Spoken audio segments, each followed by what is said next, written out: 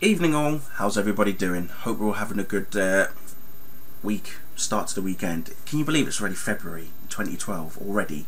Although January seems to have taken a long time to pass, it is now February. Anyway, how's everybody doing? We're all good? Fantastic. Right, I've got some comics to review for you, but before I dive into it, I just want to show you something, okay? Now you'll remember when I did a video regarding the box set of Smallville that I received from a good chap in America called Maurice Simmons. Well, he says that another gift is on its way for me, okay, and apparently it's a box number 2. Lord knows what it's going to contain, because he's still adding stuff to it, so I don't know what the hell's going on. But in the interim, what he decided to do was surprise me again with this. I totally did not expect this, but this is Superman Prime from the DC Universe Infinite Crisis series, and yeah, I'm absolutely overwhelmed. Really am overwhelmed. If you've heard of Superboy Prime, this is Superman Prime, the older version, as it were. I'm absolutely just overwhelmed. I'm bowled over. I mean, yes, it's small, but it's all about the smaller things that are in it. But yeah, so this is just a little gift in the meantime till he sends me the bigger gift. Lord knows what it is, but I'm excited to see what it's going to be. So Maurice, thank you very much, my dear boy. Thank you, thank you. Okay, let's crack on. So here we are, issue 6 and the other previous issues of the new Action Comics from DC's relaunch of the New 52. Without getting too much into it, what I will say is I have enjoyed these issues so far. I will tell you that the first 4 issues is pretty much all about, you know, Superman in his early years. We know that he can't fly just yet, so he's still only able to leap tall buildings in a single bound. We're introduced to Lex Luthor, Dr. John Henry Irons, and also Sergeant John Corbin, as well as General Sam Lane, Lois Lane, Jimmy Olsen. So they're all there. Everyone's there. There's out of the 4. I mean, I can't really pick my favourite out of these particular 4, okay, because they're all as good as each one. They're all good, equally good, and yeah. I mean, obviously the first one is where he's, you know, it's the first one. You've got to enjoy the first one. So that's the first one there. The second one, we have him, you know, he's captured. He gets captured. It's all engineered by Lex as well as General Sam Lane, and you know, they want to know what he's about, why he's here, this, that, and the other. It's where we also see his rocket ship for the first time as well. More on that later. Number 3. The public turn against him. It's not very nice. As I say, in this one, we see more of who do we see more of? I think it was Dr. Henry Irons. I think is it? No, wait. Well, what is interesting about number 3 is that we're actually introduced to Krypton for a brief moment, and Kal-El as a baby. Bless his cottons, look. See? How cute!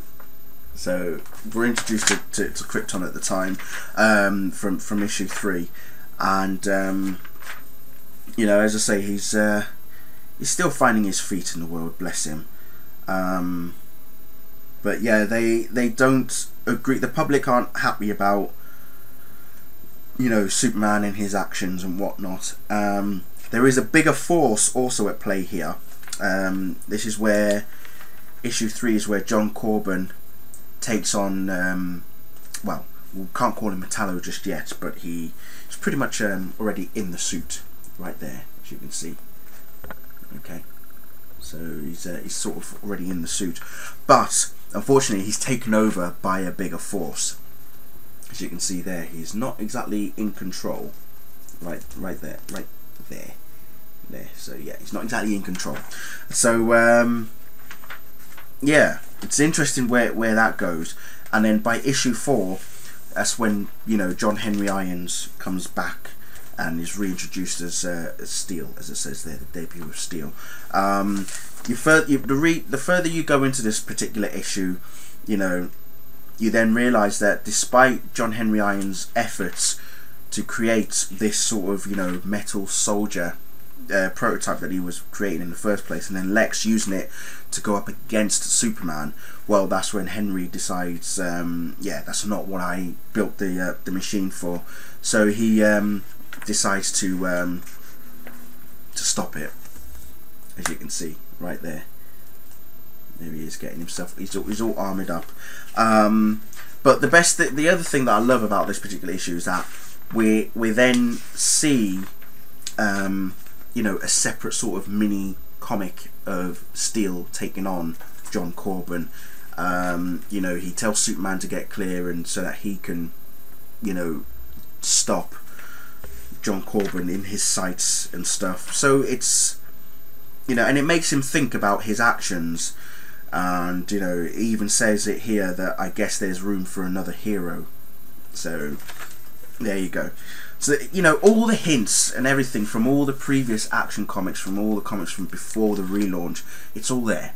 Okay, so it's not really anything to worry about. I mean, for people who have not read the older comics beforehand, of which I would urge you to do anyway if you get the chance, if you've just started reading these, trust me, there are so many references and hints and nods to all the previous Action Comics. I mean, we sort of stop in issue 4 regarding Superman in that particular time period, and what we do is here in issue 5 takes you back to the beginning of Krypton and, you know, the destruction of the planet. And here in this issue, what I love is the cover in particular is one thing that I love. Because this cover sort of reminds me of Action Comics number 12, which, if you've seen Superman the movie, the very beginning, the cover is of a rocket ship leaving Krypton as it's being destroyed. Well, you say it's a rocket ship leaving Krypton, it's actually a rocket ship just leaving some sort of planet being destroyed. So in that sense, that's what it looks like anyway. So you can see the reference and the nod that they've taken from issue 5 to going back to that particular issue way back in the 1930s. So yeah, lovely. The other thing that I love about this issue is not only do we see Jonathan and Martha Kent for the first time, there's also a segment towards the back that introduces Jonathan and Martha again, you know, from when they were married, why they can't have babies, and, you know, how hard they try for a baby. And then my favourite is the very last shot. It's where they're in the truck. There's baby Kal-El just arriving, you know, because they go to church and they're being told that, you know, when you're ready, it will happen. You know, I'm sure it's because when time is right, he has something wonderful in store for you, and that something wonderful is clearly little baby Kal-El, who then becomes Clark Kent, becomes Superman. So it's all there, all the tie-ins, everything is there. Then we get to issue 6, which is where we see the effects of Kryptonite.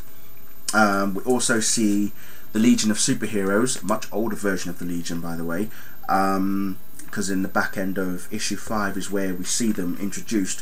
Why do we see a much older version of Legion of Superheroes? Well, without spoiling it too much, they, along with Superman from 5 years later, come back to this present day in Action Comics to stop an apparent danger that could change the course of history forever. So yeah, how they go about it, very intriguing, very interesting, and it's pretty fast paced as well. It feels pretty fast paced, which is what I love about it. But what I will show you though is an epically awesome and beautiful last page of this comic, this shot. Are you ready? There you go. Legion and a young Superman. Well, call him Superboy. But there you go. With a lovely little S-cape on the back as well. So I'm enjoying this run of issues that Grant Morrison has put together, along with Rags Morales for the artwork, and also I think, you know, Andy Kubert has obviously started from issue 6, because, well, no, he started from issue 5. So up until issue 4 it's been Grant and Rags, and then from issue 5 it's been Grant and Andy at the moment. So I know that there's still changes coming. Other comic books are getting new creative teams as well. So I'll be doing more reviews of 6th issues of other comics as and when I get them. So this is the first one, the first 6th issue of the comic book. So it's the only one that's come out this week that I wanted to get. So that's why I've done that. So if you've read these new Action Comics, let me know what you thought of them. Do you like what's been done so far? Are you happy with Grant's take on Superman? And we know that Grant writes Superman really well anyway. But are you happy with what he's done so far with the new 52 range? As I say, I think there's lots and lots of room. There's potential there.